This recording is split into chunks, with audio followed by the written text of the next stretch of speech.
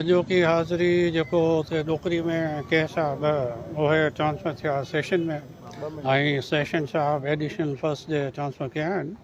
अॼु केस अॼो कोन डेट अरिड़हीं मिली आहे। इंशाअल्लाह सच सच थींदो, कूड़ कूड़ थींदो।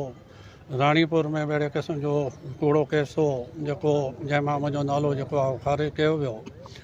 हाणे हीअ जेके ॿिया कूड़ा केस आहिनि इंशाअल्लाह इहे बि पंहिंजे मंतकी अंजाम ते ज़रूरु पहुचंदा ऐं मूंखे उमेद आहे जुडिशरी मां त इंसाफ़ थींदो। जंहिं मुल्क में इंसाफ़ आहे उते हर शइ आहे। बुनियादी शइ आहे माण्हुनि खे इंसाफ़ मिलणु खपे। माण्हुनि खे जेको आहे इहा जेका पुलिस जे ज़रिए हुकूमत कई थी वञे इहो तर्ज़ हुकुमरानी 2008 खां पोइ असां ॾिठी आहे।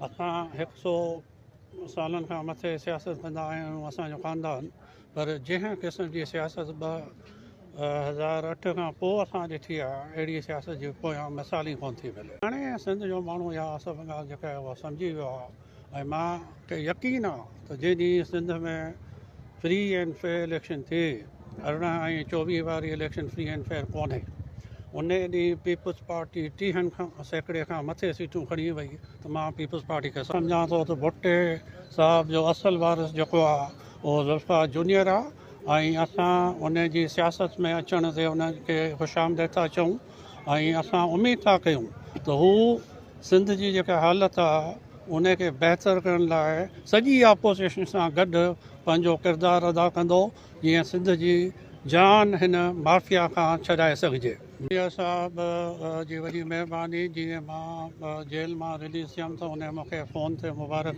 ॾिनी ऐं उन खां पोइ जूनियर साहब मूंखे कराची में जेका 70 क्लिफ्टन ते इफ़्तार कई उते बि सॼो मां उते बि वियोसि। भुट्टे ख़ानदान सां असांजा तालुक़ सर शाहनवाज़ भुट्टे जे ज़माने खां आहिनि।